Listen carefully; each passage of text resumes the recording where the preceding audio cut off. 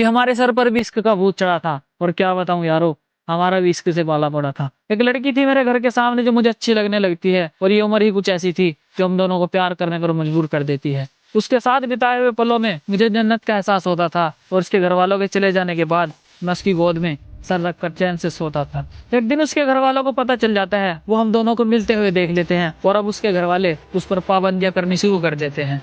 अब हम दोनों को एक दूसरे की आदत सी हो जाती है, और मैं तो पहले ही पागल था, अब वो भी मेरे प्यार में पागल सी हो जाती है।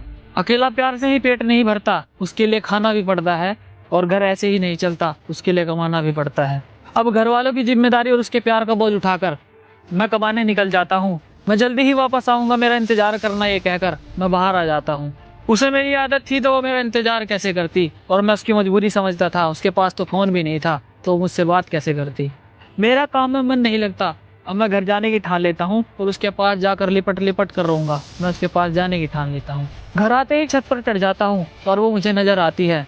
उसके हाव भाव कुछ ठीक नहीं थे, वो मुझे थोड़ी बदली बदली सी नजर आती है। जहाँ कभी मैं हुआ करता था, अब मेरी जगह कोई और आ जाता है, और जो कभी मुझसे प्यार किया करती थी, अब उसे किसी और से प्यार हो जाता है। जिसके साथ दिन रात मुलाकात हुआ करती थी, वो अब मुझे याद तक नहीं करती, और मैं उसके सामने हाथ जोड़ जोड़ कर रोता हूँ, और वो बेवफा मुझसे बात तक नहीं करती।